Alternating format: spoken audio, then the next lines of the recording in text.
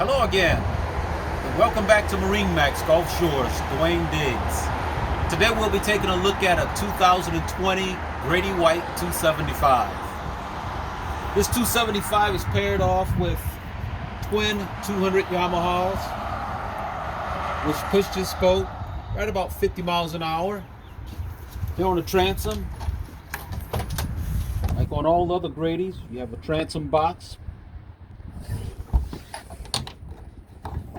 Nice live well with the plenum that runs the extent of the live well.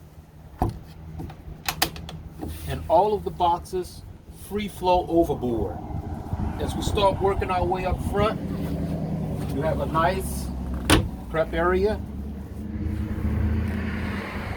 little sink area, and a nice area to prepare your condiments or fishing gear.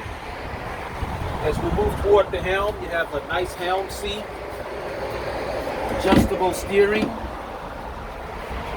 with all of your controls ergonomically situated for your enjoyment. Here's your head area. And as you walk to the front of the boat, you'll see that it's laid out